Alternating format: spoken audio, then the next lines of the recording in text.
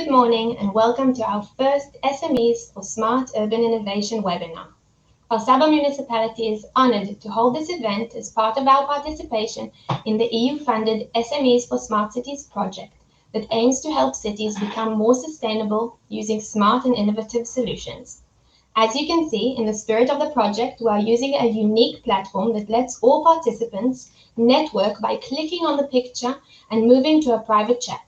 This is an opportunity to welcome all participants from Italy, Spain, and Israel. We are happy to have you and welcome you to chat to colleagues worldwide, initiating future collaboration. Today, we will present a variety of topics, giving us motivation and practical tools to bridge the gap between the public sector and small and medium enterprises, SMEs, and hopefully understand each of our roles in this mission. I'm Tal Peled, Director of Research, Development and Fundraising in the Sustainability and Innovation Department in Kfar Saba Municipality. I'm happy to introduce Mr. Antonio Fuentes Cano, International Project Manager at the Business Innovation Center of Murcia, SEIM, lead partner of the project. As part of his professional experience, he has been involved in the management of several European projects and research and innovation. Antonio will tell us about the project and the coming steps for implementation. Good morning. Thank you, Tal, for the introduction, and thanks to all the Kfar Saba municipality for the organization of this event. That it's very important for our project, since it's meant to be the starting point for the creation of the city support group. I would like to give just a very general overview of this project, SME4SMARTCITIES, that is framed within a program funded by the European Union called ENI-CBC-MED, that supports cooperation projects for a more competitive, innovative, and sustainable Mediterranean area.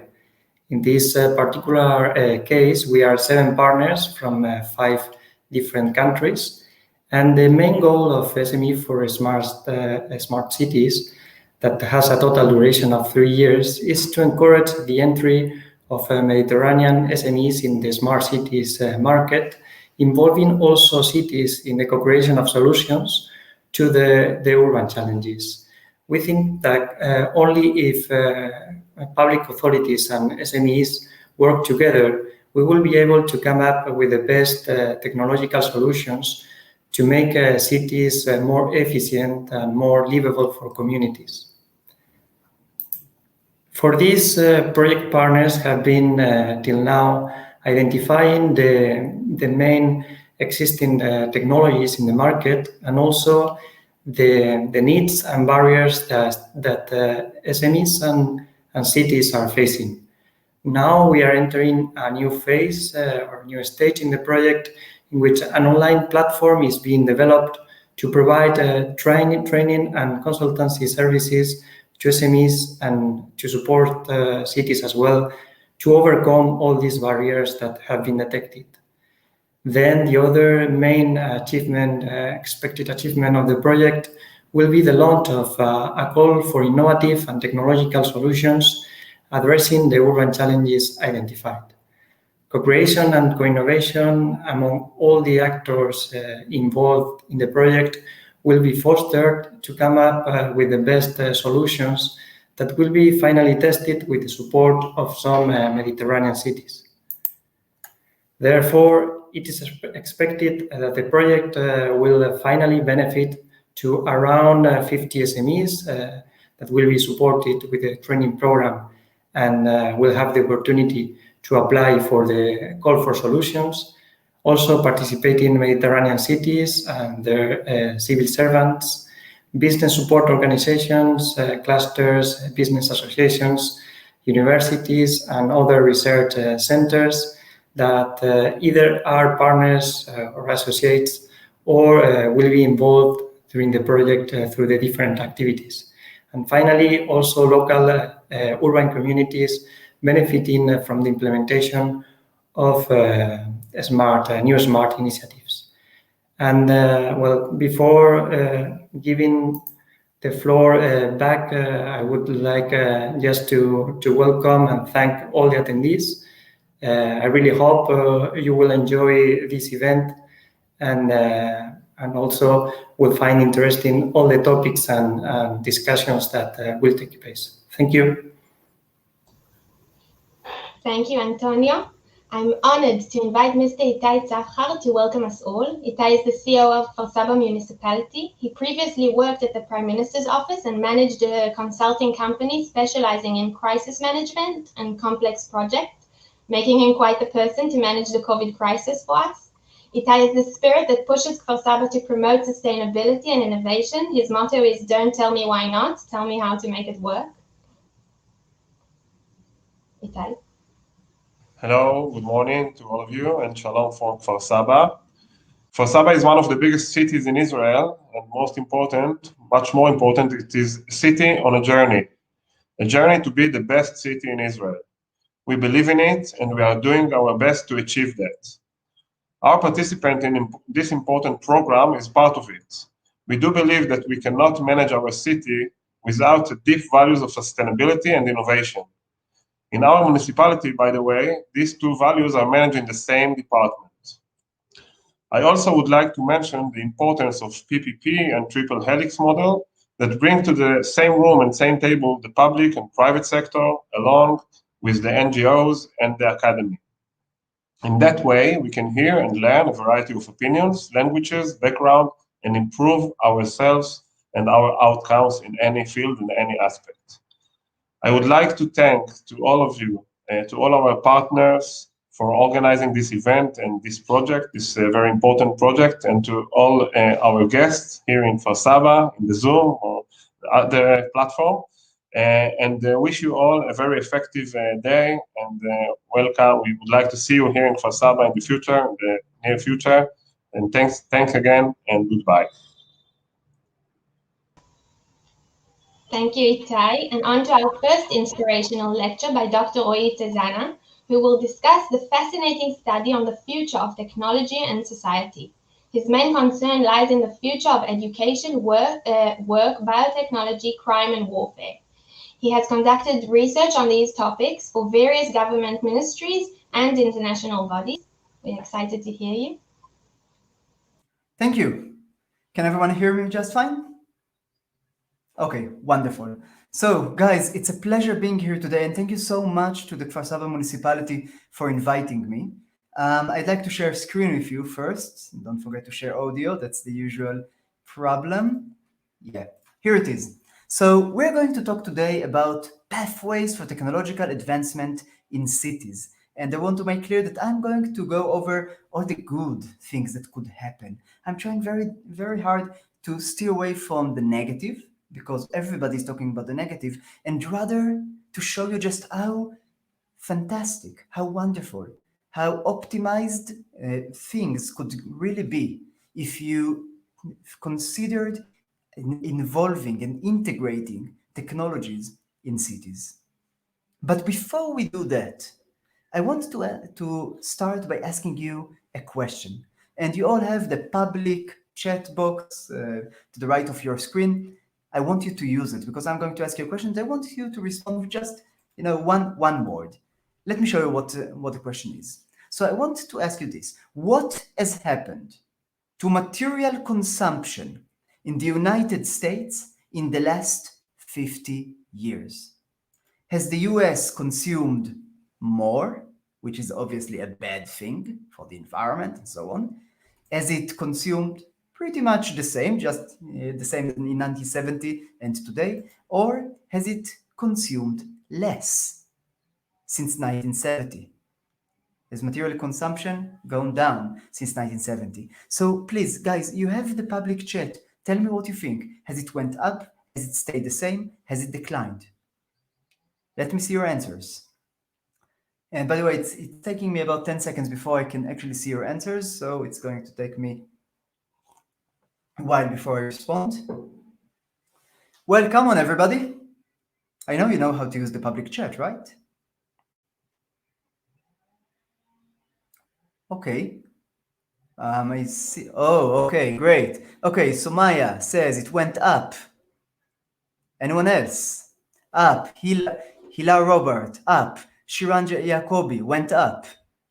Okay, so I think you got I think you got the idea. Basically, most people think it went up. But if you look at the actual evidence that we have today, it seems that while consumption did go up until the 1970s, ever since that time, it started going down.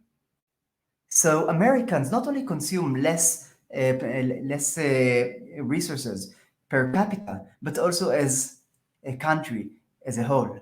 And we're not just talking about any kind of resources. We're talking about the building blocks of every human civilization. We're talking about plastic. We're talking about steel. We're talking about copper. We're talking about fertilizers, about timber, about paper. And the consumption of all those went up until 1970s, and since then, it started going down. Steel consumption went down by 15%. Aluminum consumption went down by 30%, and so on. And it's not because Americans produced less. They actually produced more, but they required less resources for that. And we're also talking about many different chemicals as well.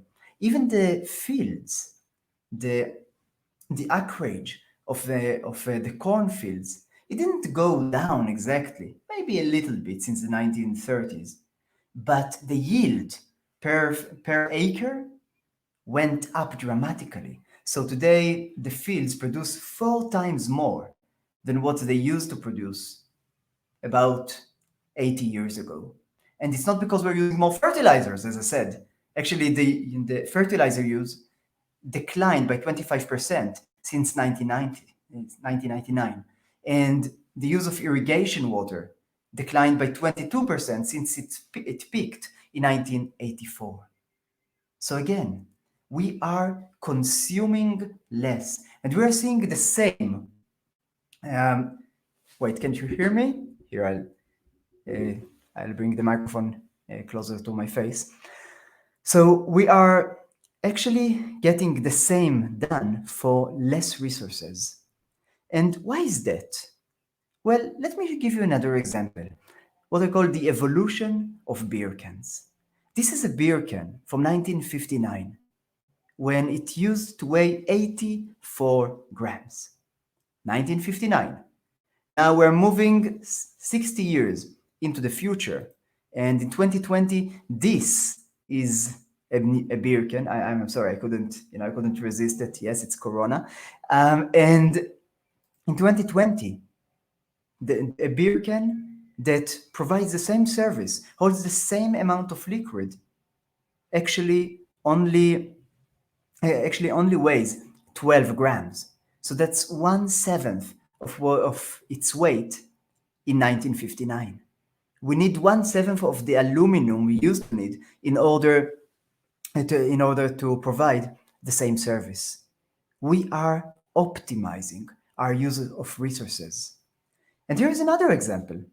This is what I call the great convergence. Because if you look at ads in the newspaper from 1991, you'll see electronics firms that are advertising a whole range of products, radios, phones, video cameras, picture cameras, cassette players, calculators, clocks, and so on and so on. And all of these products, all of these devices are now just in this tiny smartphone that we all have in our pockets. So again, we're seeing that we consume less, we need less resources in order to get the same value. And this is what we call dematerialization. And it's the first pathway that I wanted to talk about with you. And in fact, I think I already demonstrated to you what it means. When services or products undergo dematerialization, it means that you don't need as many resources to provide answer for the same need. Sometimes the devices become smaller. In other cases, they remain the same size, but they require less resources to put them together, less energy to operate them. And we're even seeing dematerialization being applied to areas that we didn't think could really be dematerialized before. For example, food. And how can you dematerialize food, right? I mean, you can't dematerialize food. You need the same amount of calories as you always did. But what we see is that food can actually be dematerialized by reducing the amount of resources that we need in order to produce new food. Because, for example, in order to produce beef, you need 1 kilogram of beef, you need approximately 15,000 liters of water. Whereas if you want to use synthesized meat and synthesized burger and so on, plant-based burger, you only need somewhere between 3,000 liters of water for each kilogram of those kinds of burgers. So what that means is that we can reduce the production cost of beef or beef alternatives by 80%. And we're not only seeing it happening for beef or for meat. We're now starting to see a new revolution starting, that of vertical urban farming. We're talking about urban farming areas that are usually located in buildings in the cities. And this technology has really leapt forward in the last 2 decades, mainly because we're using LEDs that are more efficient and less wasteful in energy. Remember, dematerialization again. So they actually optimize the energy consumption by 40%. And the other great thing that's happening is that you have robots that can do most of the growth and the irrigation and the reaping and the processing of the food all on their own. So right now we usually grow only fruits, vegetables, and spices, but you can find urban farming for flowers and even cannabis as well. One of the one of the largest urban farms in the world is that of Dubai Badia Farms. And just to explain to you what how much dematerialization we experience in urban farms, we're talking about one urban farm with an area of 12,000 square meters that produces the same volume of produce that would have been obtained from an agricultural field 3.6 million square meters in size. So that's a reduction of the area you need by 3,000. One 3,000 of what you used to need. And it does all that while consuming only 1% the amount of irrigation water that we used to need in order to irrigate those agricultural fields. And another step of dematerialization that we see in regards to food is clean meat. This is meat that is being grown in labs. You grow muscle cells and you harvest them to get meat. And if it sounds horrifying to you, well, remember that the same happens in the body of the cow, except that there, the cells also receive hormones, they are being exposed to viruses, bacteria, antibiotics, and so on. So it's no wonder that the new meat companies call their products clean meat. It's clean of pollutants, it's clean of guilt, and the only problem is that it still costs a lot, right? Well, not so much, because we're starting to see restaurants like the chicken in Israel that is actually serving chicken steak, except that the chicken in this case has never seen the inside of a coop. It has never actually walked on 2 legs or flapped its wings. This chicken steak was created in the lab by in the lab that is adjacent to the restaurant. And if you are lucky enough to get a table in that restaurant, you can actually witness the steaks being manufactured in front of your eyes through a glass window. And the best part? It's free. Because right now they still want to know, the company behind this, the Israeli company, still wants to know whether they got the taste and the texture just right. Now, consider what it means. Once we get parity with the cost of actual meat, we're going to essentially have in vitro meat, lab meat, clean meat, however you like to call it, everywhere. Not just because it's going to be cheaper, but also because you can accomplish more with this meat. You can grow it in an endless variety of ways. So why shouldn't we use it? And we're talking about even more dematerialization than that. For example, obtaining food from thin air. That sounds impossible, right? Except that it is possible. Turns out it is possible and even commercially successful. We're talking about algae that grow in transparent containers. They're exposed to sunlight and air. And they sequester CO2, carbon dioxide, from the air and turn it, using the sunlight for energy, they turn it into fats, into sugars, into proteins. And every few days they are being harvested, dehydrated, and you get a powder that is rich in proteins, and you can use it to add proteins and add calories to every food there is. It's actually called air-based meat, and it is working. So dematerialization applies to every product you have in the city, every service you have in the city. And I just took food because this is the very extreme. I mean, nobody really thinks you can dematerialize food, except that you can. And what happens to the cities if you can dematerialize food? Well, here is a concept of some of the new buildings in the city. Once you can actually use urban farming to create food inside the cities. So we're going to grow more of our own products in the city. And what that means is that the more dematerialization you have, the more a city becomes a unit, an economic and an environmental unit of its own, the less it requires to get from the state that surrounds it.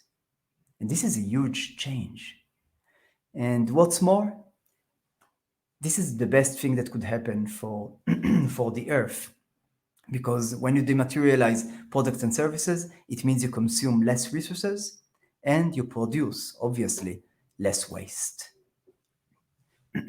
By the way, guys, feel free to ask questions throughout the lecture. I'm not promising that I can answer all the questions, but I'll try to answer as much as I can. And yeah, Adam, I see what you are saying, that the increase in consumption would mean an increase in consumption of resources. I absolutely agree with you. I mean, that is what everybody thought, except that it turns out that when developed countries actually reach a certain point in their resource consumption, they become so efficient that the consumption goes down. It doesn't mean it has to happen. I mean, right? I mean, people can become gluttons and consume more and more food even though they don't need it. But even in the United States, it's happening. And I don't want to offend anyone, but we all know what's happening in the United States in regards to consumption, especially of food, unfortunately. So this is the first pathway for technological advancement, the pathway of dematerialization. And I want to talk to you in the next, about 30 minutes that we have, about two other pathways, about virtualization and artificial intelligence, or integrating a ghost in every machine. Let me show you first what virtualization looks like. Please take a look at this video clip and try to think about all the services that you have in the city. And just 20 years ago, it would have been considered impossible to virtualize them, to move their representation into the virtual world. Well, take a look. So you have mail. You now have Gmail. You used to go to the movie theaters. You now have Netflix. You used to need maps. You remember everybody walking around with maps? You now have Google Maps. You used to go to bookstores. You now have Kindle. You used to go to grocery stores. Now you have Amazon. You used to go to the library. You have Wikipedia now. You can even find rooms and to host you using Airbnb, and so on and so on and so on. Everything is being virtualized, meaning that we take a certain service or product, we create a representation of it in the virtual world, and the virtual world is so much more efficient, so much cheaper than the physical world. And we started virtualizing things long ago. I mean, this is the Encyclopedia Britannica from about 25 years ago. We took an entire encyclopedia with all its volumes, 44 million words, 32 volumes. We virtualized it by moving it into one CD-ROM disk. But that was only the beginning. We then virtualized even the CD and moved storage space to the cloud. You remember that time when our biggest challenge was that we didn't have enough storage space in our hard drive? Well, that's no longer the case. We're storing everything on Google Drive, on Dropbox, in the cloud, on the cloud. How do you hear music today? You remember you used to download all your music to CDs or even to smartphone? You don't need to do it anymore, right? You're using YouTube or you're using Spotify. If you want to do heavy computations, you go to Amazon Web Services. So we are virtualizing more and more and more.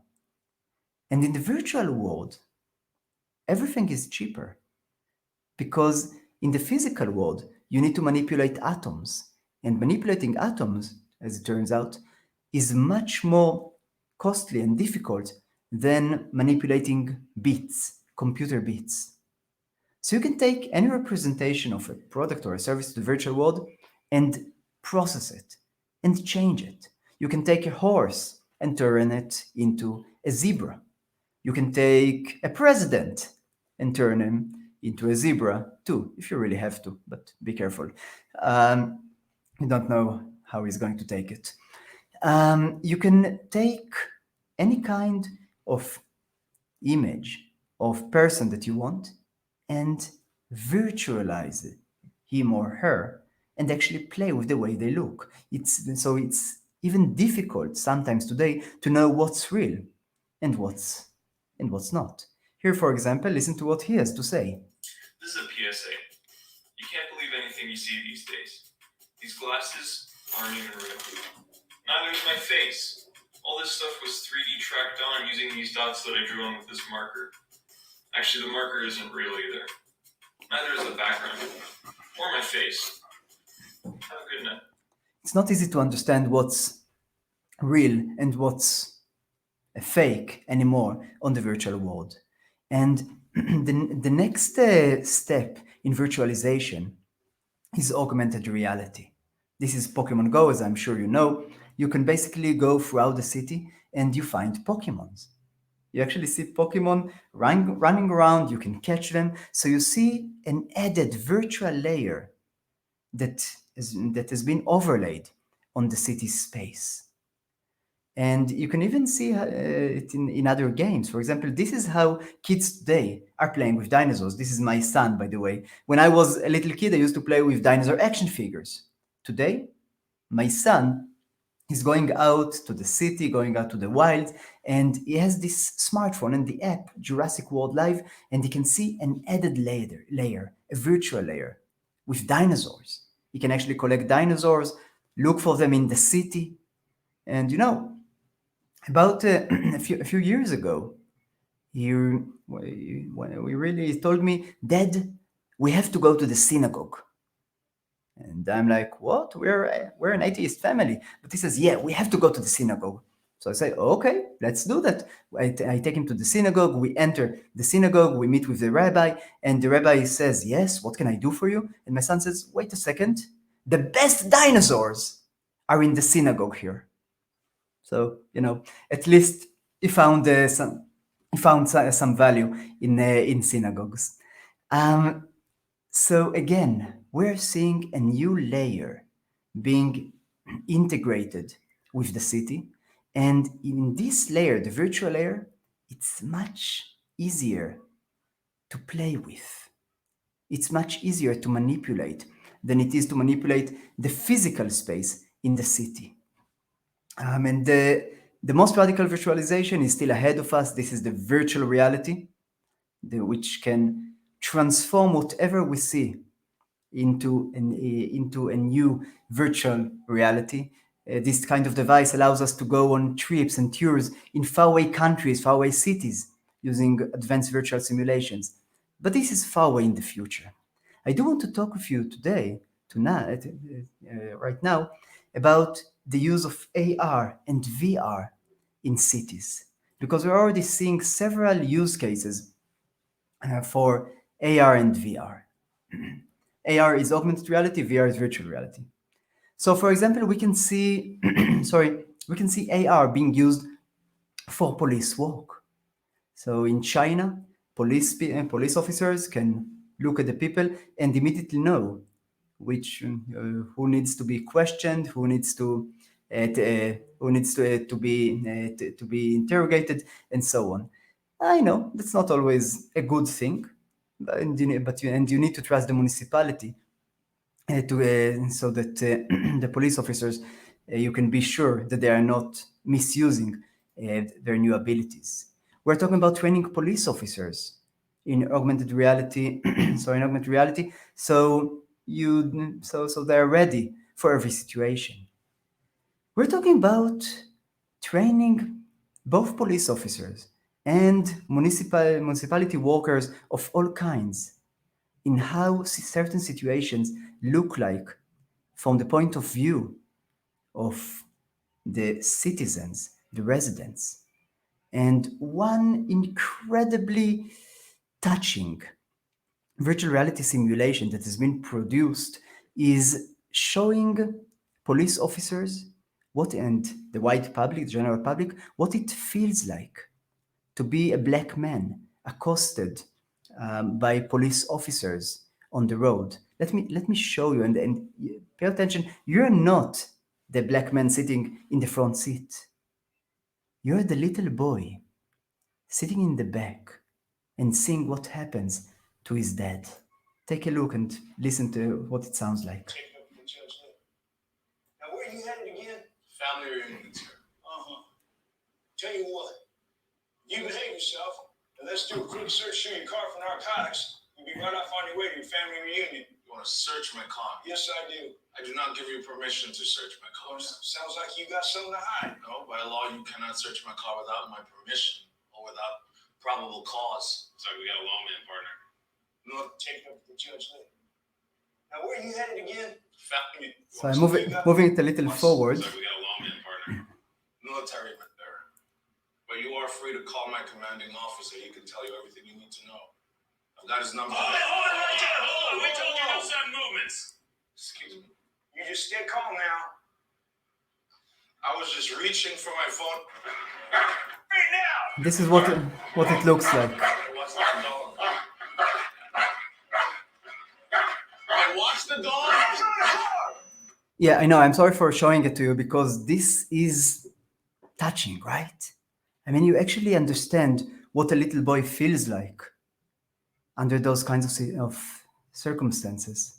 And the hope is that by showing this to police officers and to municipal workers, we can actually make them understand what it really is like to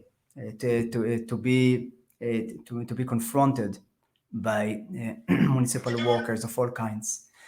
We're seeing AR being used for disaster management, so that firefighters and other rescue workers and first responders can actually understand what's happening around them, can see who else is coming for the rescue, can see where some people have been discovered under wreckage and and they need to be rescued. We're seeing this kind of VR being used for disaster management.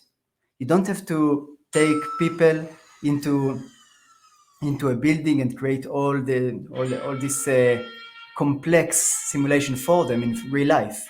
Instead, you are training them in VR, so they know exactly what to do when things like this actually happen in the physical world. And there are also educational uses, and I think everybody knows about them, right? I mean, there are plenty of apps like this. You go to the Colosseum in Italy, in Rome, and you hold your tablet or you hold your smartphone, and you get explanations about what's happening, yeah, about what it used to be like. You get education, yeah, in the city in real time. But what's even more interesting is not just for the tourists who want to learn more about the city, but that citizens in the city, residents in the cities, can actually take part in urban planning. For example, in one of the cities, when the municipality wanted to rebuild the park there, well, the municipality invited the residents to take part in the planning process. And the residents proposed some ideas, an architect modeled them in real time, showed them on the screen, and then those participants could actually look at the new park in virtual reality. So they could feel like they are moving around in the park and really understand what their decisions look like in the end. We're seeing VR being used for recruiting employees because, for example, the Department of Child Services in Indiana suffered from a very, very high rate of employees turnover. It cost them $72 million a year. Why?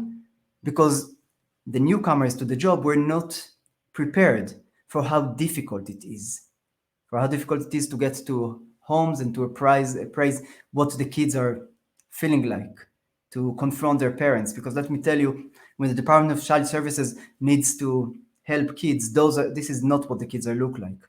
So they created a simulation, a VR simulation that demonstrated to potential workers what the job really looks like. And as a result, there wasn't as many candidates for the job. But those who did get accepted stayed there for much longer. So the simulation actually reduced the turnover, the employee turnover, from 50% to only 19% a year. That's huge. And finally, tourism. And I want to talk about tourism because it shows us something very important about virtual reality and augmented reality. This is the Bowery Wall in New York City. It's a huge wall that over the past several decades received many graffiti murals on it. And each of them came on top of the others. So basically, when you come to the wall, you can only see one graffiti, but you can see the history of the wall, all the other graffitis that used to be on the wall, all the other artworks, all the other creations that used to be on this wall. And the amazing thing is that we can show people this all these graffitis at the same time. But if you wanted to do that same kind of thing in the physical world, we would have needed dozens of walls like these. And that's pretty almost impossible to do in cities with a large population. But in the virtual world, yes, we can add all these walls because in the virtual world, you don't suffer from a real limitation on space. And this new capability to reshape the virtual world of public space being overlaid on the public space is raising some very disturbing questions. Because what are the rules about virtual spaces? Let me give you an example what I'm talking about. When Pokemon Go was at the peak of its success, there was a certain area on the road that started suffering from traffic congestion throughout the day. And they couldn't figure out why. I mean, the road is completely straight. Why are cars slowing down in a section of the road? Well, it turned out that there was a Pokestop there. And people used to slow down so they could, swipe on the smartphone screen. And if you think about it in a different way, the company behind Pokemon Go, Niantic, actually placed a stop sign at that point. A stop sign, or a slow down sign, or make an accident sign, depending on how you think about it. So actually, firms that are creating virtual spaces that are being overlaid on public spaces receive a huge power. They can redirect traffic. They can attract or repulse people to certain areas. They can increase or lower the value of certain assets and so on. And we need to consider what will the balance be between municipalities and AR firms. Because the power to, the authority to install traffic signs, traffic lights, roads, has always been reserved to the municipality. And for a very good reason, too. It's a huge responsibility. One wrong sign can make the lives of thousands of people living hell. But in the virtual world, every person, every firm can direct residents at amazing ease. So the municipalities are going to have to discover a new balance in the coming decade between the firms that create AR virtual spaces and the municipalities themselves. And it's not inconceivable to think about a situation in which a municipality demands that a certain company does not open a Pokestop near kindergartens, so as not to distract drivers. I think that's only reasonable. But that's a new kind of balance that needs to be struck between municipalities and virtual AR firms. And the final pathway that I want to talk about is that of the ghost in the machine, that of AI, of integrating AI into every product, every service, every technology. And let me show you right away the technology that everybody is talking about. Pay attention. Good morning, Eric. Yes, good morning. Let's go. What is your destination today, Eric? Destination is work, just like every day. Go, start driving. Would you prefer the standard way? No, I prefer you take me through China.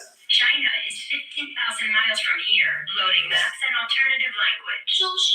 No, abort. Aborting trip to work. What is your destination today, Eric? Please, I am begging you, just take me to work. Engaging climate control system. No, enough with the climate control. Just drive. Sensing nerves level rising. Activating relaxation music. No, I just want to drive. It might be your last chance to drive.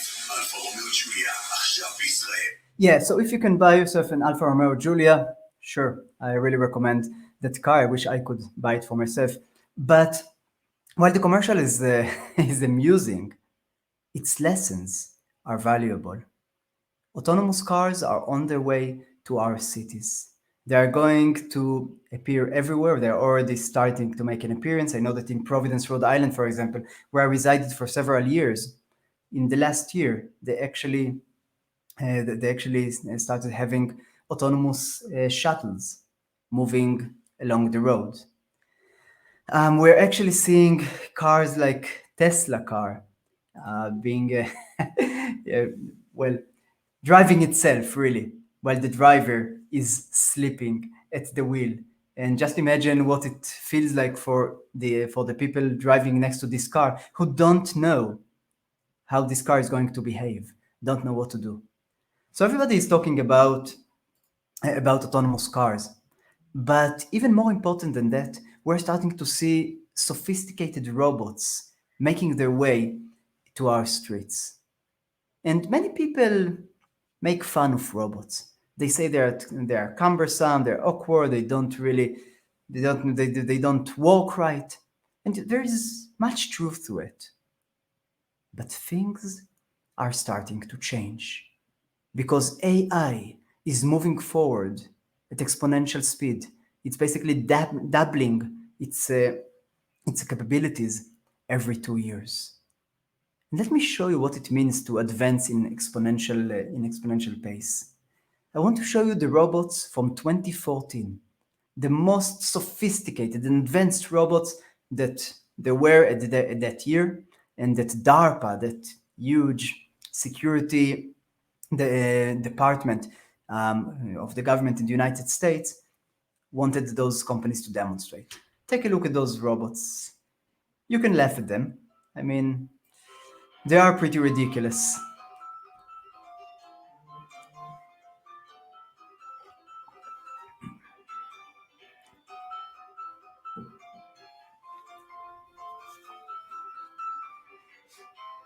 So that's what robots looked like just 6 years ago.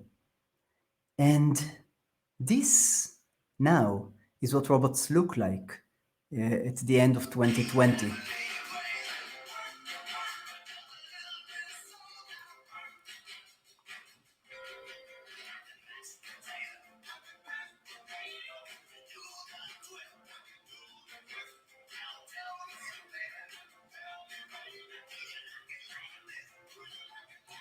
I'm moving it a little forward, but it is so much fun to watch this, because I know how difficult it is to make robots do all those things. Okay, so those are the robots by Boston Dynamics, and they are doing some pretty amazing things. We're talking about another robot like Spot that can actually plant plant things just like a gardener would. So many new robots are coming into our streets. We're talking about delivery robots on wheels. We're talking not just about ground robots, but also aerial robots in the air, like these aerial drones that recently received the authorization to deliver gifts, to deliver packages, drugs, snacks to the citizens of Virginia. We're talking about aerial drones like Zipline that delivered more than 70,000 packages in Rwanda. And I'm not saying that everything is perfect right now. Obviously, there are plenty of issues that we need to tackle. But we are seeing how the robot market is developing. And right now, it's growing at a pace of 49.5% every year. Again, it means the market value is doubling every 2 years.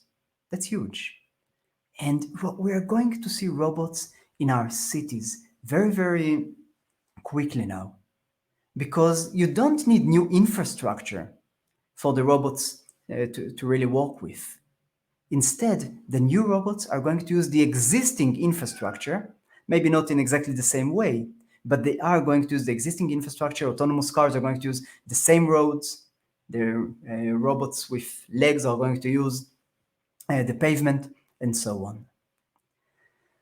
So we know what robots are going to do, but we're also seeing AI optimizing efficiencies in the roads by getting information from thousands of sensors or for smartphones, and as a result, optimizing traffic lights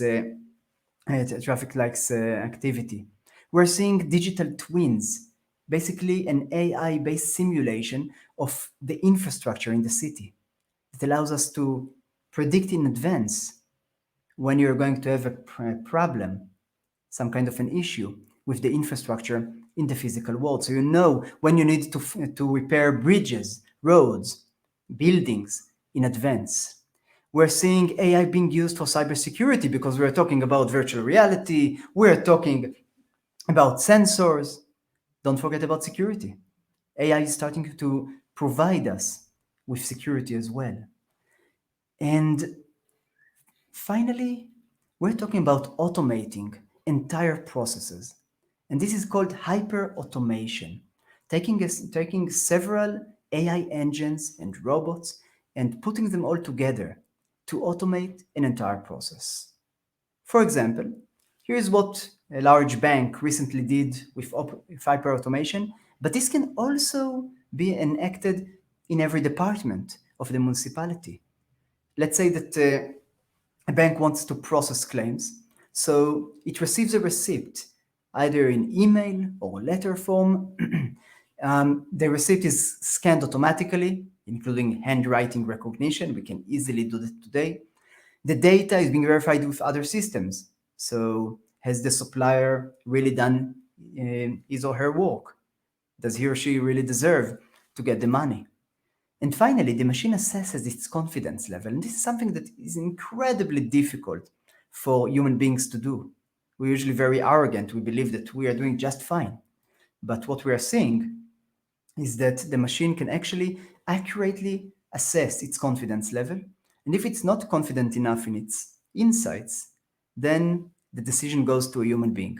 If it is confident, the process continues automatically and the machine transfers the money to the supplier. Consider just how much this could optimize the processes in every department. And by the way, we see that in that bank, that kind of hyper automation scheme could actually do the work of 230 full-time workers and only cost 1/3 the money, and actually did it better than human beings. There was a 27% rise in claims handled well the first time. We're seeing AI being used for customer service. For example, in Mississippi, you have a chatbot called Missy that can answer more than 100 questions by city residents. In Los Angeles, you have a similar chatbot. But the real future is that of smart avatars. And this person that you see here, this isn't a real human being. It's a computerized avatar. This is a human being, but the ones on the screens are actually avatars that can provide customer service to anyone who connects through Zoom with the municipality. And we're already seeing computers that can have almost perfect conversations with human beings and provide great customer service. We're not quite there yet. We're going to get there within the next couple of years. And even now, we're seeing value in those avatars. And it's so easy to create those avatars. It's so easy to provide a better customer service, a more personalized interaction with your customers. Let me show you how easy it is. Here, I created I created an avatar specifically for you. I call her Cynthia. Cynthia, you can talk. You can start talking now. Thank you, Rowie, for inviting me here today. I have just one message for the participants of SME for Smart Cities. Don't wait. Use AI today. Back to your Rowie, and have a wonderful day. Yeah, she really knows what she's talking about, even if she's a little biased. So, guys, I wanted to summarize, where are we heading to now? What should you do now with all those wonderful inventions and pathways that I talked to you about? And just to summarize, we talked about dematerialization, producing more from less. And we talked about food production in the city, in urban centers. But you can apply that to every kind of product or service that we can think of. Dematerialization means that the city is now in the center of everything. It needs less resources from the outside. You become less dependent on the state. And that's a huge revolution in their relationships between cities and nation states. We talked about virtualization, virtualization of services, virtualization of physical spaces. So you get more actual space in cities, even though the physical space stays the same. We talked about AI, about having every service, every area in the city under supervision, connected, working working the best way it could. We're talking about people receiving the best kind of customer service they can, and also of municipalities being as efficient as they can be. So where are we heading to now? What's going to happen with all those technologies, and are they going to be implemented in cities all over the world? Well, as Peter Drucker said, that's up to you, because the best way to predict the future is to create it. You can now take this knowledge to your cities, to your municipalities, and consider how to implement it as best as possible. And I just want to let Cynthia conclude this lecture. Thanks for listening. SME4 Smart Cities. Remember what's important: dematerialization, virtualization, and AI. Good luck implementing those in your cities. Good luck to you in implementing those in your cities, and thank you for listening to me throughout this lecture. Thank you so much. And yeah, Tal, back to you. Thank you, Roy. This was certainly a lot to take in and very important. And on to our next speaker, Dr. Orly Ronen. Orly is the head of the Urban Innovation and Sustainability Lab at the Porter School of Tel Aviv University, our partner in the SMEs for Smart Cities project. Orly will present the thematic context of the project, cities as change agents for sustainability and innovation. Hi, Tal. Good morning. Good morning to you. Good morning, everybody. And actually, I hate to come up right after Roy because his lecture was so optimistic, and mine is going to be a sort of putting a damp on the optimism. But we'll begin in a second. Just let me see. Can you see my presentation?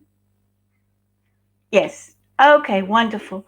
So I'm going to lay the context today for our project in general, and really put the infrastructure for what it is that we want to change, and what our insights were from our research, which will be presented by the speakers following me.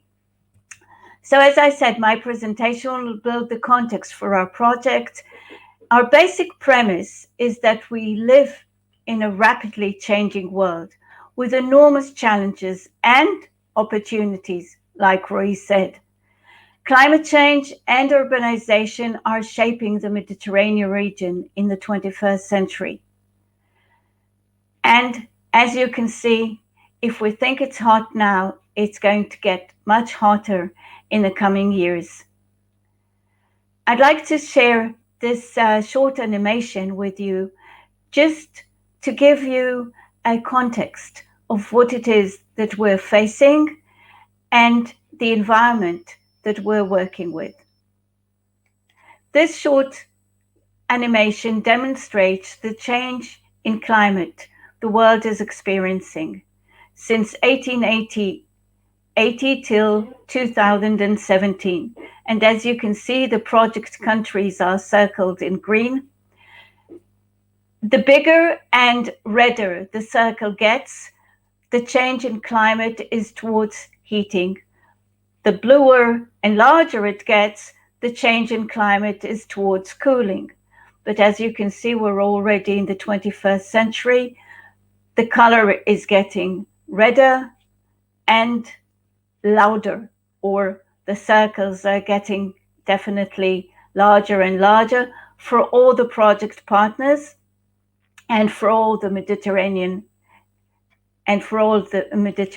area. No doubt something is definitely changing.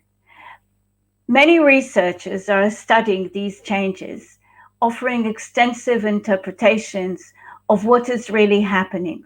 One of the key analysis that is looking at the key trends for the past 250 years is the one developed by the Great Transition Project. And they looked at different trends depicting human development since the Industrial Revolution. As you can see, these trends depict various areas since 1750, more or less the Industrial Revolution, till 2010, more or less nowadays, the beginning of the 21st century.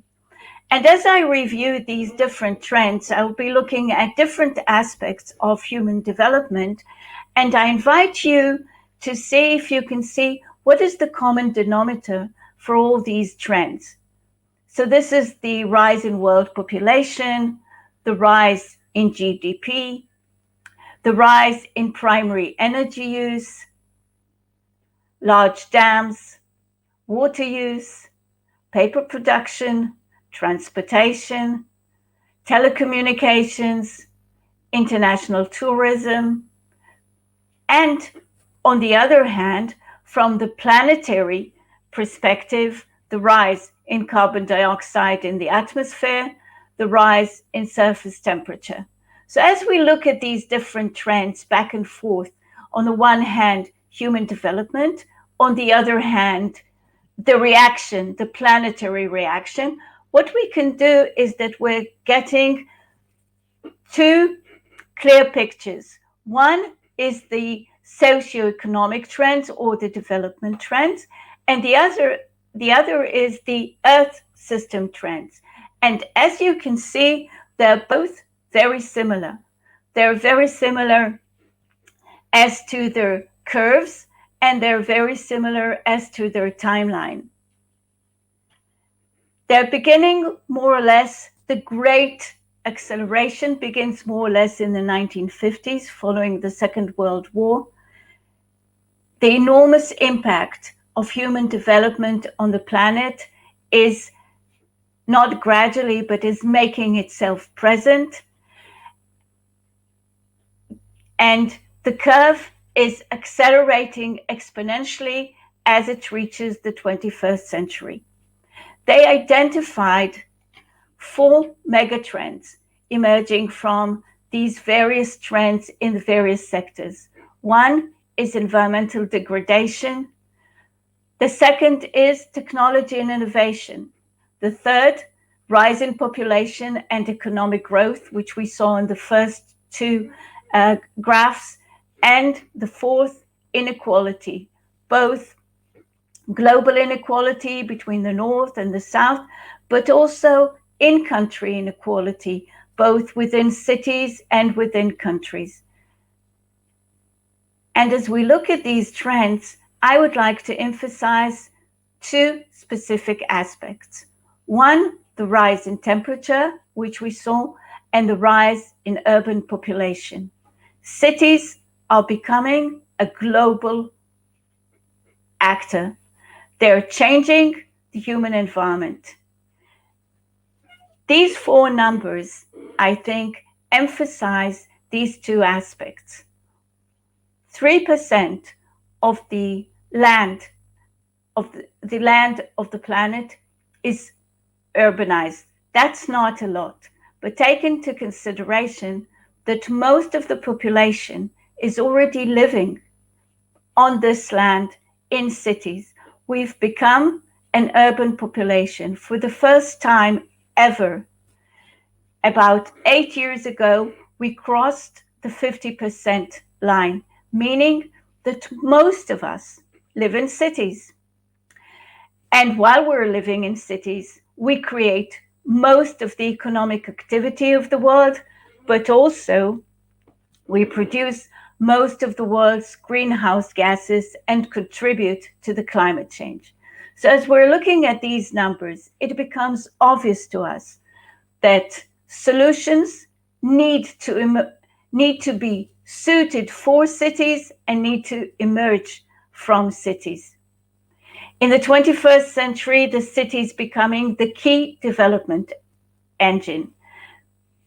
Yes, the ecologic the ecological system is definitely heavily impacted by human activity, and climate change is changing our life. But innovation is becoming a local, decentralized engine, as we'll see, and as I think Roy demonstrated in his presentation.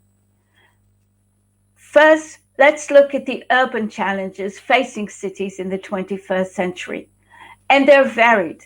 It's not only climate-related challenges, but there are challenges relating to society. There are challenges relating to populations, to transportation, to air pollution, to the way we conduct our industry, definitely flooding, disparity between populations, poverty, again, air pollution all over the world, refugees from Syria flooding the streets of Paris, of Vienna, seeking a different and a better life. And yes, as we're facing these challenges, there's one thing that we can see clearly. Creativity is going to be one of our mainstays for solutions. Urban well-being is being more and more equaled to resilience. Cities have to overcome challenges and become resilient in order to become good cities and provide well-being for their residents. We're talking a lot about urban resilience in the past 2 decades or so. So what is resilience? It is the ability of a system to revive after shock. Once a shock hits any system, the system will experience some sort of collapse, of deterioration, and then it will begin to recover.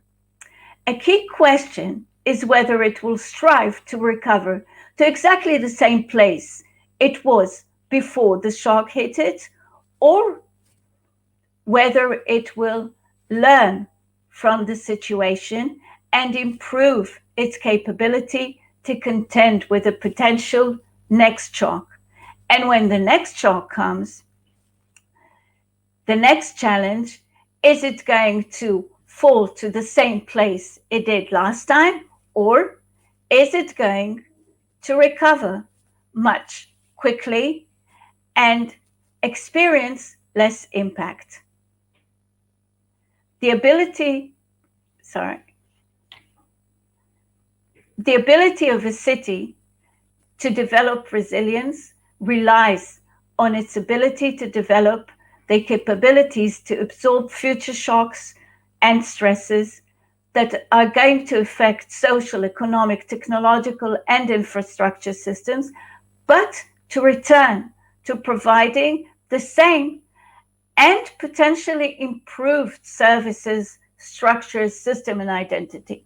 We're talking a lot about recovery from the COVID crisis, but we're beginning to realize more and more that the recovery may also be an opportunity to provide possibly better life and better well-being in our cities.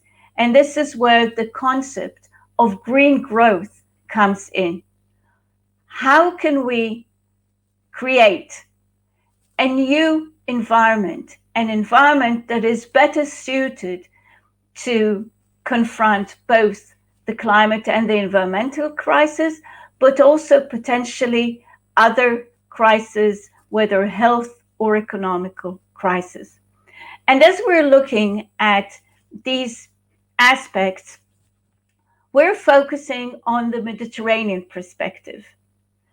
The Mediterranean has been identified as one of the world's hotspots for climate change.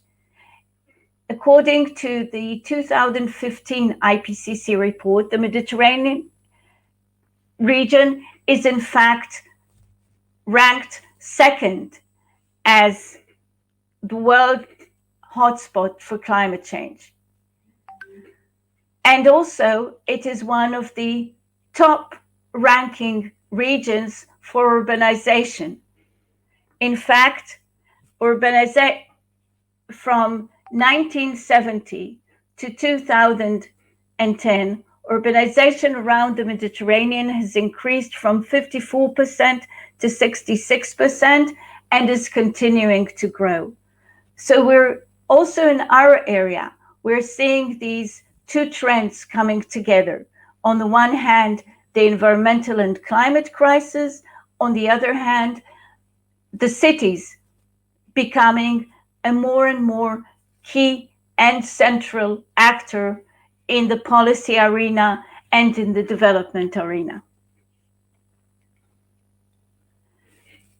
And these are some more data from the World Bank report of 2011, which also identified the impact of climate change on Mediterranean cities. And as you can see, some of the cities will experience loss of more than $1 billion US dollars by 2030, temperature increase of more than 2,000% is predicted for the Mediterranean region in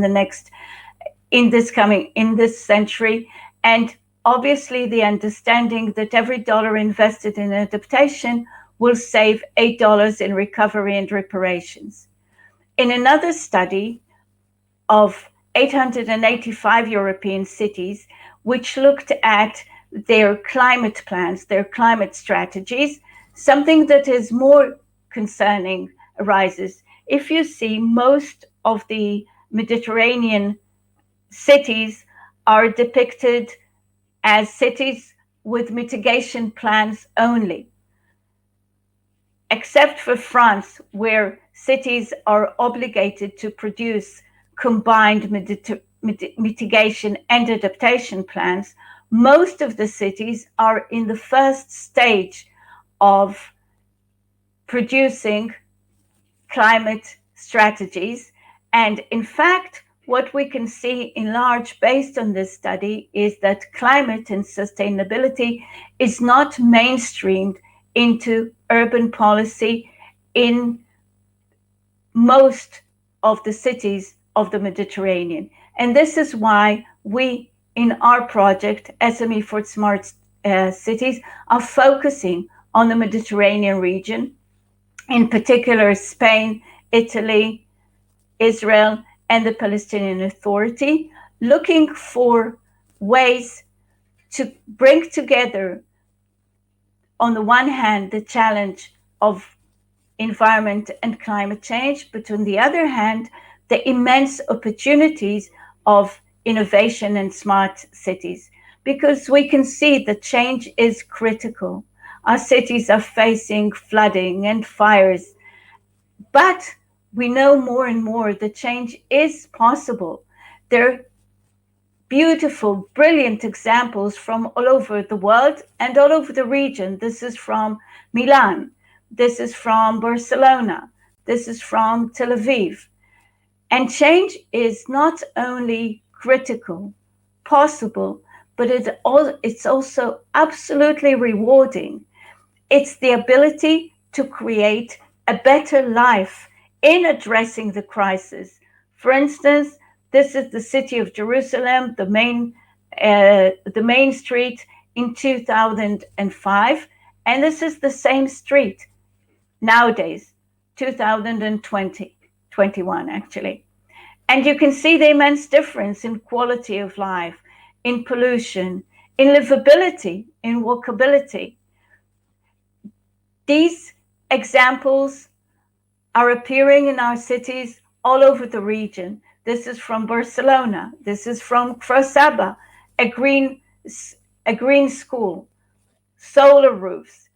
We already have the understanding and the knowledge how to turn our cities from cities where petrol and fossil fuels are the drivers of development.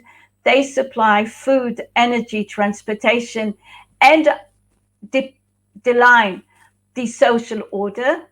But we already know how to turn them into these eco policies that can produce food, energy, transportation based on a different perspective, strategy, and social order. And in order to do this, we need to develop potential collaborations with the other stakeholders in the city, whether they're residents or whether they're businesses or small enterprises or startups, because that's where the creativity is being nurtured and is growing. So we need to enable our cities to be better equipped for this changing environment with the ability to engage and join with different stakeholders, specifically stakeholders from the new innovation and smart ecosystem, so we can produce a better synergy between environment, economy, and our cities to ensure future well-being in face of the coming crisis, but also in face of the coming opportunities. Thank you. Thank you so much, Orly. I am looking for the words to describe this overwhelming and terrifying speech you just gave. It was absolutely... But also optimistic. Optimistic, but we all, most of us in the audience are municipal workers and we have so much on our shoulders. So I hope this is the good stage to step into our practicality of the project. I'm going to move the microphone to Mr. Avigdor Sharon. He's a researcher at the Urban Innovation and Sustainability Lab at the Porter School of Tel Aviv University. Avigdor has a multidisciplinary experience in studying and developing work, learning, and living spaces to achieve well-being and resilience. Avigdor is part of our working team, and he will present the Urban Challenges Study and the Procurement Trend Guide we have completed for the use of municipalities and SMEs seeking to tap into innovative solutions. So to you. Okay, thank you very much.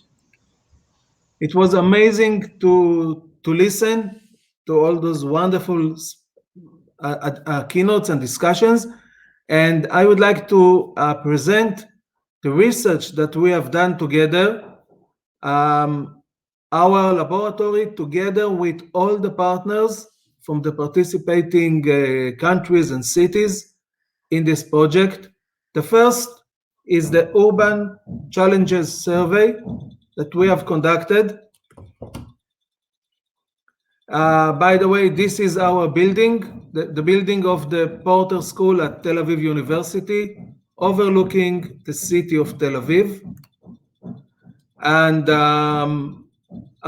it is a multidisciplinary graduate school for PhD and master's students. As Orly just elaborated, the Mediterranean area is a hotspot for climate change. And you can actually see here on my screen, you can see part of the IPCC report, which describes the possible impacts of climate change on the Mediterranean region and Mediterranean cities. 2 years ago, Christiana Figueras, which was head of the United Nations Committee for Climate Change, she spoke about those issues of climate change, both the issues that we need to solve and the big opportunities, which there is so much optimism ahead, but to do so, we need to overcome some barriers. So here is our study. We went to check if cities are ready for urban innovation and environmental innovation, to see which solutions they have already applied and where there are barriers, and to find out together with the cities how we can resolve them. So that was, this study was led in 4 languages across the Mediterranean, from southern Spain to southern Israel, and officials from 34 cities have participated. You can see the distribution of the cities. Some of the cities are large, 100,000 residents or even more. Other cities are medium-sized, and we really got a amazing variety and many insights from those participating cities. Here are in brief some of the things that we have learned. You see that cities face issues and they are aware to it in multiple domains: mobility, urban nature. Actually, it was interesting to note that the cities spoke about urban nature more than they spoke about air pollution or energy. And you see all those topics that they have described. But then it was interesting to note that when we talked about initiatives and actual solutions, many cities have actually took a lead in sustainable energy, which means cities know how to tackle the issue of energy. Not only they are aware, but they are installing solar facilities actually everywhere and are on the way to be self-sustained. But in other areas, transportation, nature, air quality, there is so much to do, and there is a big gap between the awareness and the issues and what cities actually achieved. So we know there are barriers and there is a gap. What are the barriers? This is what we found in the study. It might not be surprising that the biggest barrier is funding, financing, economic, then municipal bureaucracy, technological know-how, because cities speak a certain language. It's the language of the civil organizations, of the management of organizations and public services, but they don't really speak enough the language of technology. So we have a gap of language between organizational language and innovation language. And there are other issues as well, such as organizational culture, but note that the big issue is about capacity. It's not about infrastructure, for example. And can cities work with SMEs and startups to implement innovative ideas? Are they open to work with startups, or maybe they would prefer just to work with the established big corporations? Overwhelmingly, there are no barriers to work with SMEs, just a few issues of legislation, resources, corporate culture, but that's in the edges. Most cities have issues of, as we just saw, funding, know-how, but no psychological barriers. And these are the key factors that the city officials articulated. And you can see the barriers. Note that they spoke about the need to have the city mayor and CEO leadership, which is so important. They need to have a vision, and then to fulfill this vision, there is a need for a municipal team that is professional and that is across the board. They explicitly talked about collaboration within the municipality, collaboration with the public and private sector, which includes collaboration with small companies and entrepreneurs, and citizen engagement, which you can also see on the right side. So I will not read this, but it will all be published and available online.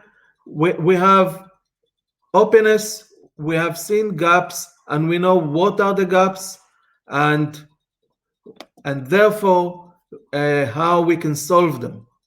Communication, collaboration, fueled by political will and leadership, and assisted by an integrated professional municipal team. collaboration is important, both in the municipalities and collaboration between SMEs, because SMEs can collaborate together to create clusters, shared services that will be good and easy for cities to implement. Now I would like to show to you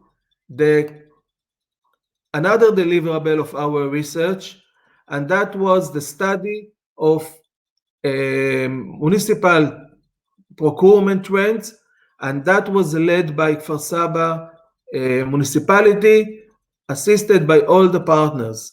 This document is available to you on the internet. I'm not showing a presentation, I'm showing the live internet site, and you can all get the link and just scroll and read this paper of the municipal trend guides. You see the chapters, so you have an executive summary and discussions about smart innovation, green procurement, examples with links.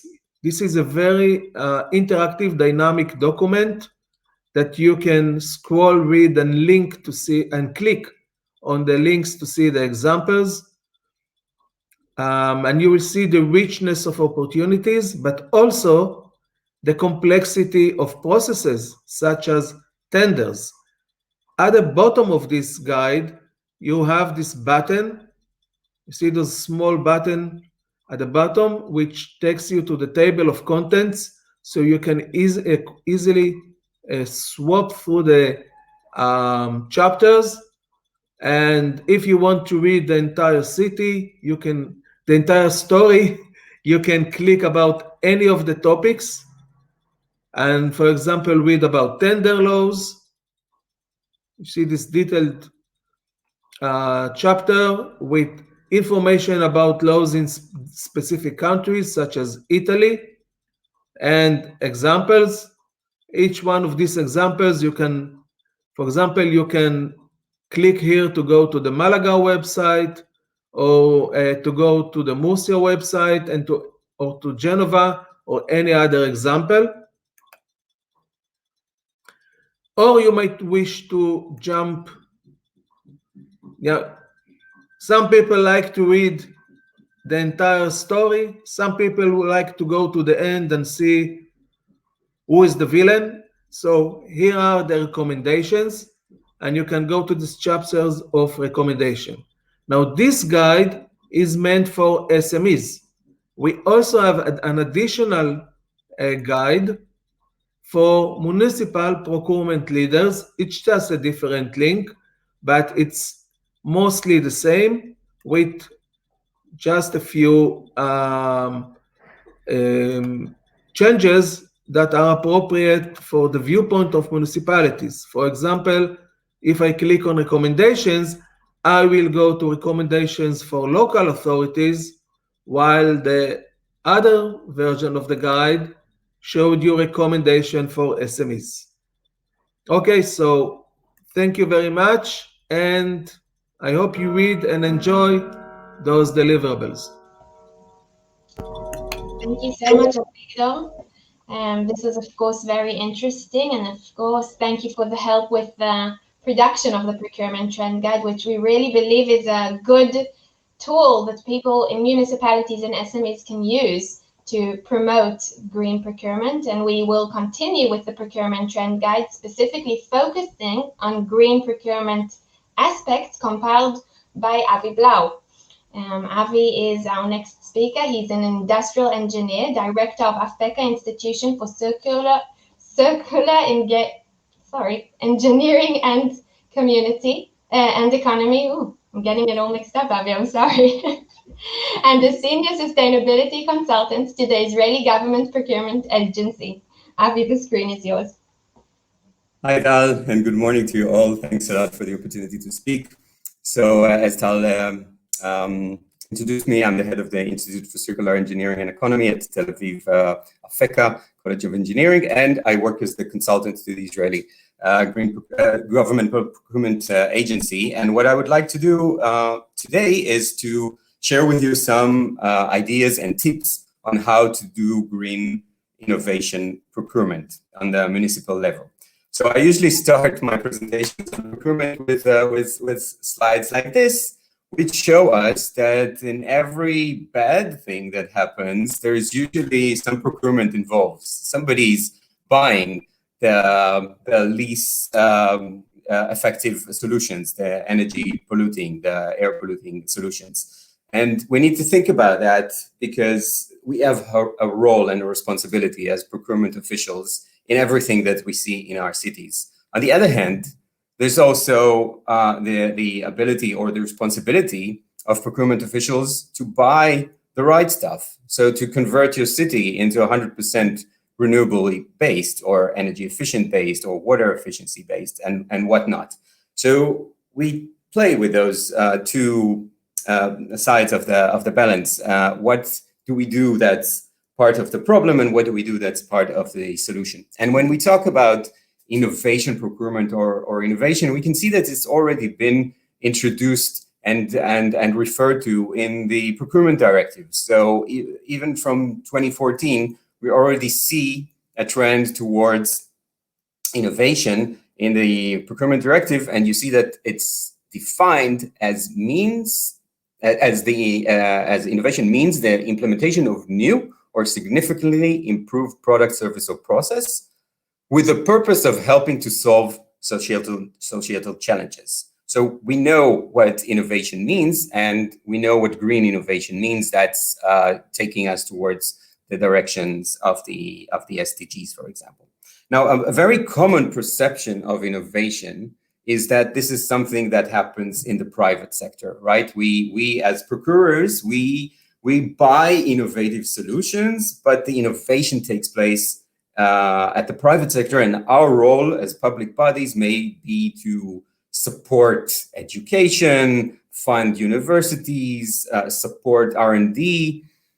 But I think, and it's not just me, that think that we have also a role as leading innovation through procurement. And it's been stated very clearly already in 2011 by the OECD when they call it demand-side innovation policies. So we can, in fact, use the power of the public procurement to pool demand. So to increase the desirability of companies of the private sector to invest in innovation through the fact that we are creating a signaling effect to the market by saying that this is what we want. So why do green innovation procurement? First of all, and it might surprise you, it can actually save money. When we look at the life cycle cost, we might, not necessarily have to spend more when we purchase the product or the service, but usually when it's green, it's usually more efficient in consuming consumables or in its electricity consumption or in the cost of landfilling it, because there'll be less to landfill or because it will have no hazardous materials. So when you look at the life cycle cost, often you actually can save money. Another reason is that we have the ability to make sure that the city complies with environmental regulation by regulatory means. So we can enforce compliance, and that's effective to a limit. With green innovation procurement, we can actually reach those goals through market mechanisms. So instead of enforcing, I can just say, I prefer buying this solution. So use market mechanisms to get to the goals that the city wants to reach. Of course, this is, you can lead the market. So when all other stakeholders are still concerned, still not sure whether to buy this new solution, we as public bodies can take the risk and can show market leadership.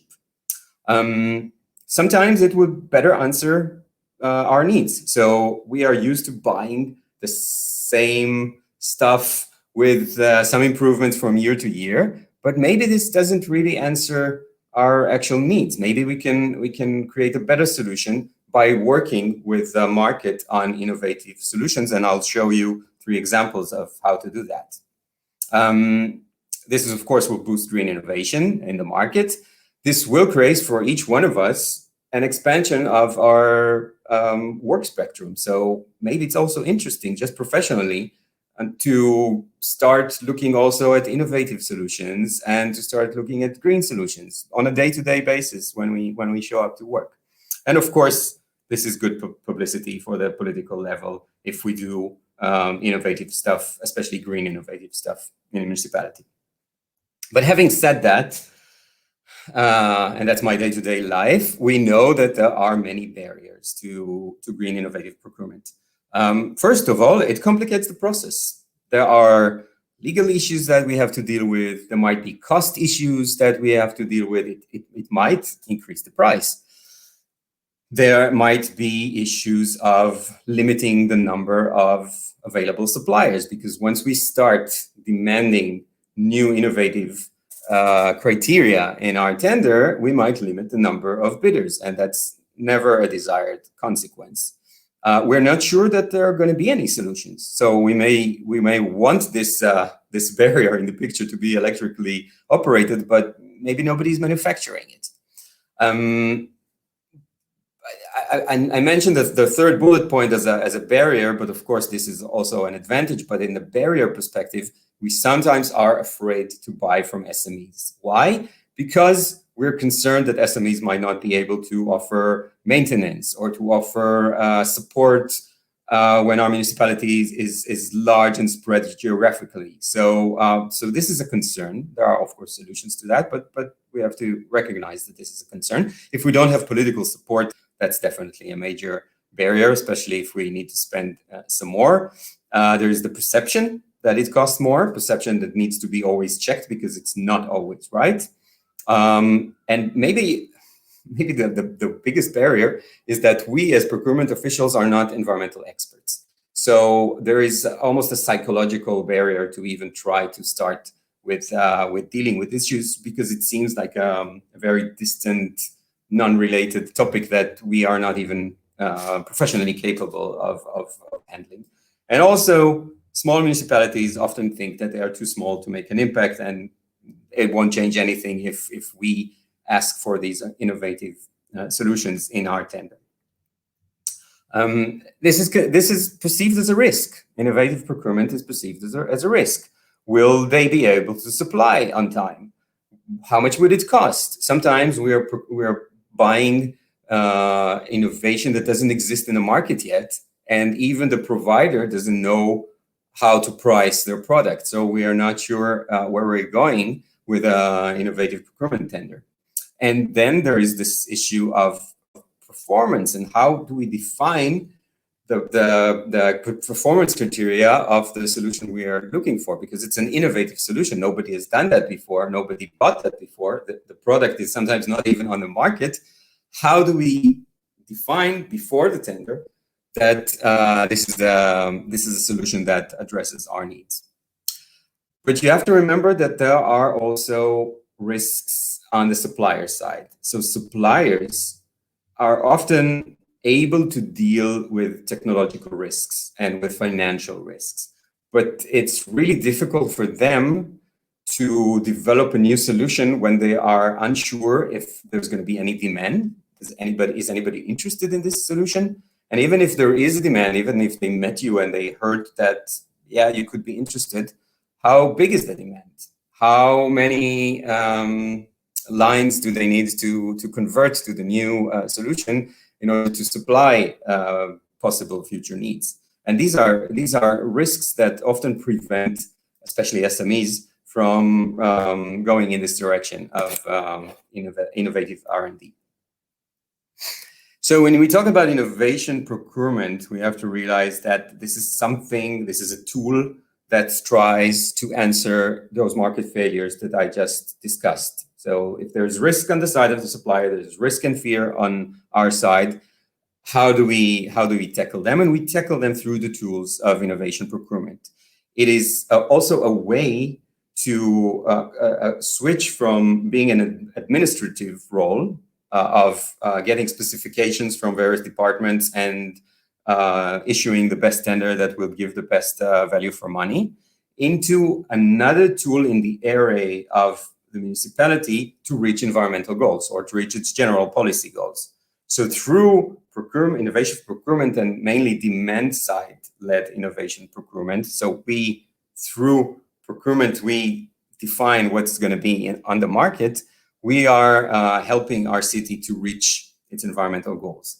But for sure, this is something that requires us as municipalities to leave our comfort zone. So this is not the same as before. This is not more of the same. This is not doing tenders and hoping to get something that might be also sustainable.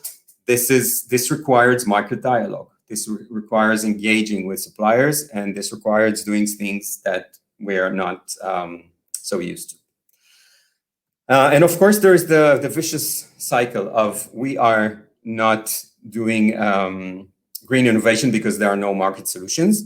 But of course, you realize that it's a vicious cycle. We're not doing, there are no market innovations because we're not asking for that. So who should break this chicken and egg problem? I think this is us. I think this is us that can take the risk first and start demanding these things in our tenders so that there will be an interest for innovators to enter the market and offer us these solutions.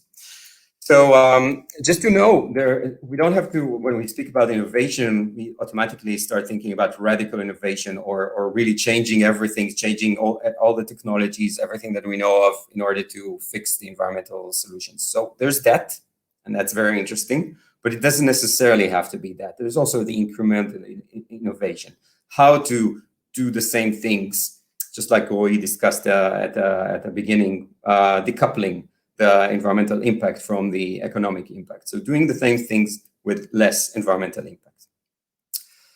And let's get practical. Let's start seeing how do we do those things. So a few very strategic tips. First and very, very important is to start early. If you try to integrate innovative green procurement, 4 months before the tender is supposed to be on the air, it's too late. Nobody will have the patience. The legal department won't have the ability to support it. It's too late. You won't even know if you will have any bidders that can answer the tender. So it's something to start even a year and a half or two before the tender, and then start researching and understanding the entire value chain of the relevant solutions that you are intending to procure. Even if they don't exist on the market yet, at least know the business environment of the area that you are trying to procure from. And consult. Don't be afraid to ask for professional, sometimes external consultancy. If this is green innovation, then green consulting. If it's smart city innovation, then other experts, but use this knowledge. And importantly, don't expect the supplier to take all the risk on themselves. So don't show up saying, we'll be here in 2 years. If you are able to show a solution, we'll issue a tender and maybe you win. That's very hard to win like that because the risk is too much for the suppliers, especially SMEs. So I wanted to show 3 main tools that exist for green innovative procurement. There are many more, but these ones I found to be both used already and very popular. So first one is what's called PPI, the Public Procurement of Innovative Solution. And that we use when the solution is very near to the market, in small quantities. We really need to give a push in order for this to become cheaper and in order for this to become profitable for manufacturers. And we do that by being a launch customer. So we take the risk, we are the first. Sometimes we group together a group of municipalities and we offer a tender for something that's new, that's novel, exists on the market, but really hasn't been integrated into public procurement because, again, we are used to buying the more of the same. So that's the first tool. The second tool is called pre-commercial procurement. And in pre-commercial procurement, we use that, for example, when no knowledge exists on how to solve the problem. So we know what our problem is. There are no products on the market. There's not even technical know-how to fix the problem. So we procure the R&D. We don't procure the product, we procure the R&D. Example, we are in Israel, for example, we're really interested in having a robot that will go from one parking lot to another to charge the electric vehicles. But we don't have yet a battery large enough that could be mounted on a robot that could maneuver between cars and charge several cars. It just doesn't exist yet. So if we wanted to have such a product, we can't launch a tender for such a product. We have to launch a tender for the R&D, for the technological innovation that would enable to put such a large battery capacity on a small robot. Another tool that we have, the third tool, is the forward commitment to procurement. And in a forward commitment to procurement, we basically tell the supplier, if you are able to bring to us a product that complies with those specs that we have defined, within 2 years, within 3 years, we commit to offer you a tender with a value of X, 3 million euros. Doesn't matter. So we give the manufacturer, the innovator, the guarantee to go and invest in the research and development, because they know that they will have a sure tender at the end of the line. But this requires market engagement. This requires talking to suppliers. This requires the understanding of what is possible and what they can provide us with, so that we can craft the right tender. I wanted to do a quick quiz to see if you understood which tool to use in which situation. But we, since there's no chat and I can't see your answers, you're just going to get the slides at the end and see the answers. So for each situation, there is a strategy that fits, and you can go and use each one of those strategies. So to finalize 2 slides, what can you do? So first, I would just put a goal. Let's have one innovation procurement process in 2021.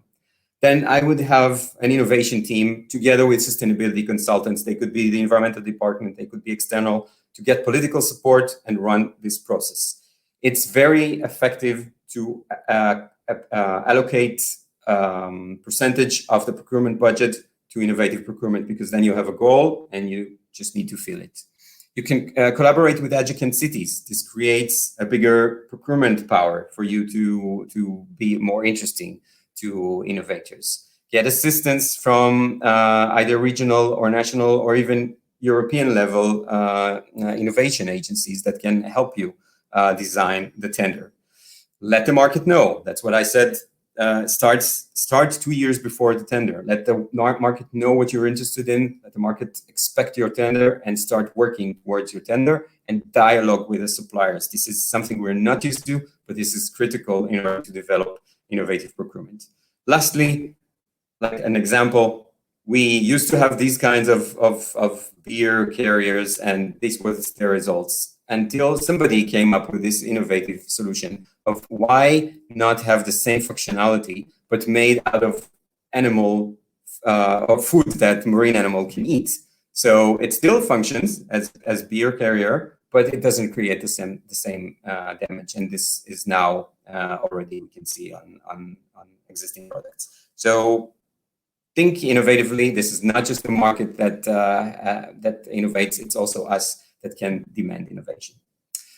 Thanks for your attention.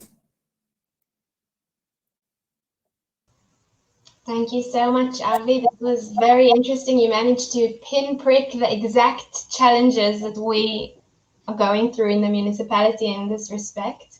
And for everyone who wants to learn more about your thoughts, you've obviously helped us create the procurement trend guide, and everyone can read it and find full extended knowledge about all that you've been describing. So thank you very much for being with us today.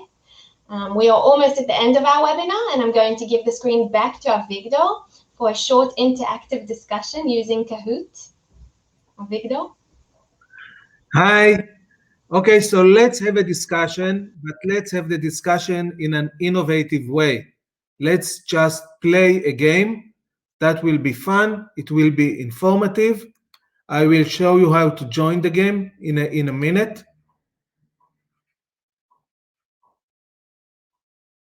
Just a sec.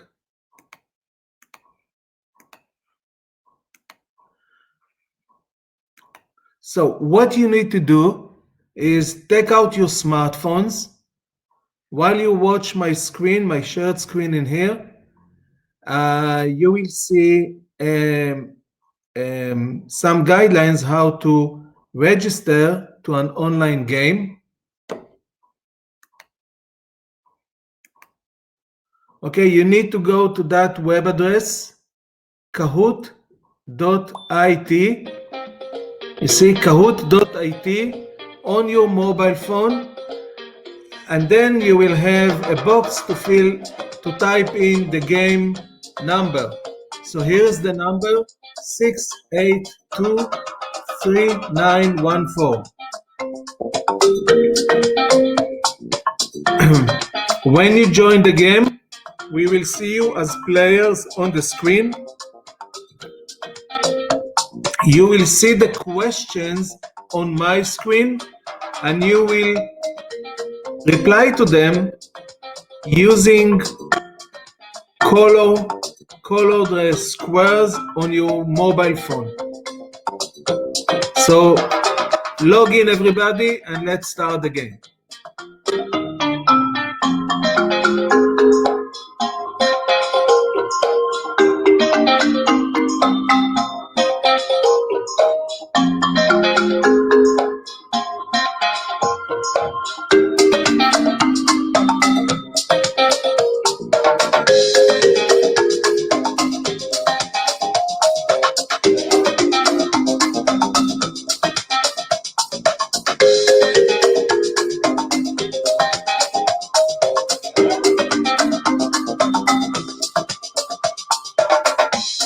Okay, should I wait some more for more people to join?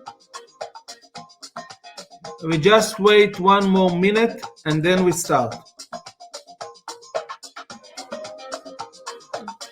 Okay, remember, open kahoot.it on your smartphones in the browser and type in the game number. Okay, excellent.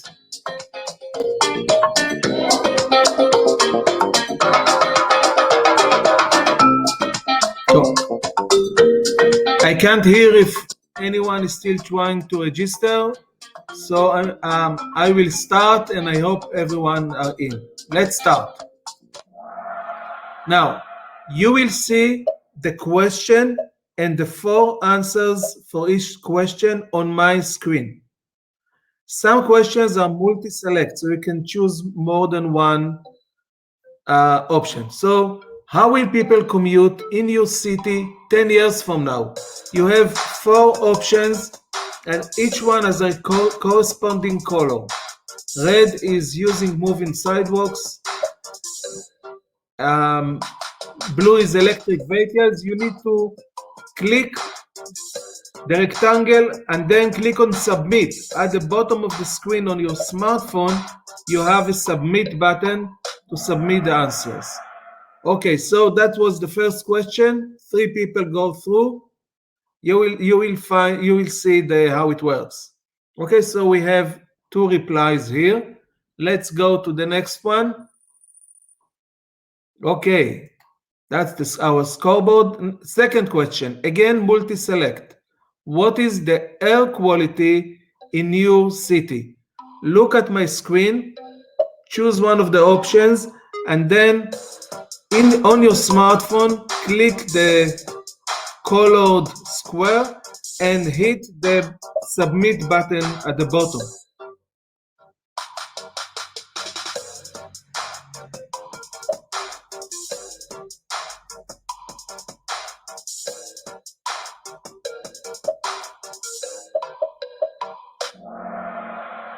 Okay, nice. We are moving ahead.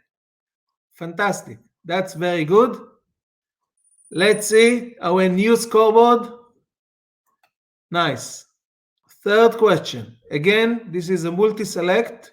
So remember, after you click the colored squares, hit the submit button at the bottom of the squares.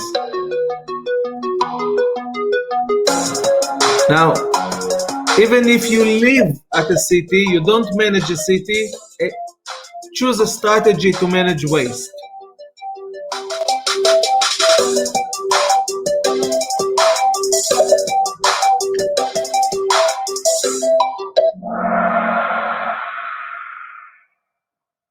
Okay, nice. So we prefer to collect and recycle as the first option. Interesting. Let's move on to the next question. Okay, this is a really intense competition here in the scoreboard. Fourth question. Is there really a climate issue in cities?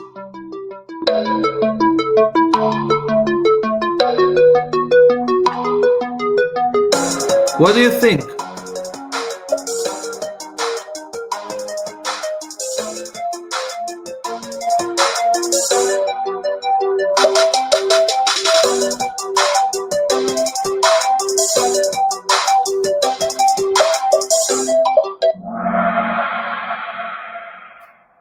So most people agree that there is, and we are working to fix it. Fantastic.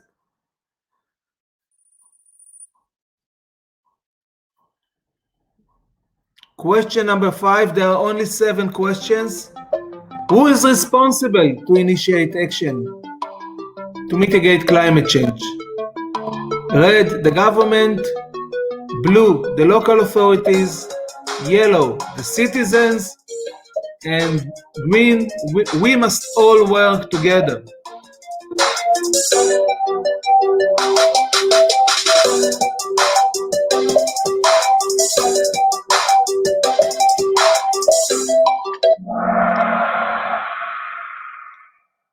Amazing. Absolutely amazing. So we all agreed that we need to work together.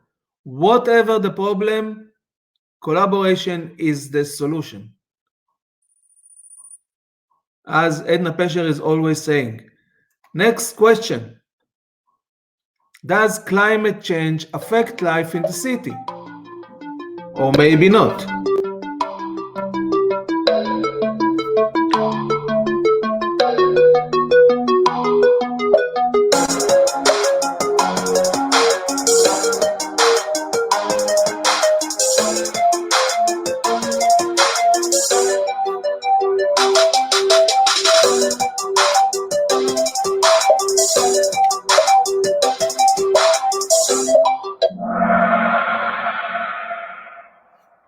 Interesting insights. Let's see where we stand. We have one more question to go, and that's the last one. Does your city nurture innovation?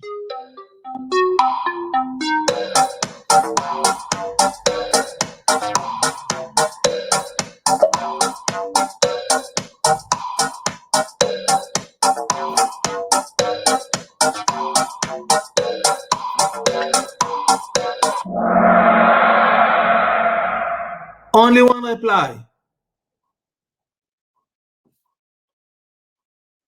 Okay. So we do need to do some work towards more innovation. So here are the results of our short game together. Hope you enjoyed it. And let's make innovation fun, always fun. Fun and informative.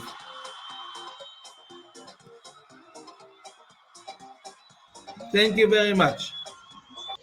So I'm getting some feedback that there was lots of technical difficulties and people couldn't exactly participate. So anyway, we're going to say a big A for effort and thank you to Avigdor for that game. And I want to say thank you to all for taking part and taking the time to participate in our webinar. We hope our tools help municipalities become more effective and sustainable, promoting innovative procurement and smart solutions.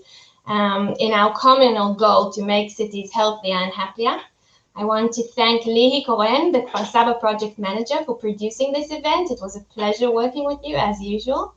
We hope you all stay connected and in contact with us, and follow our website to take part in upcoming events. And that's it. Shalom from Israel.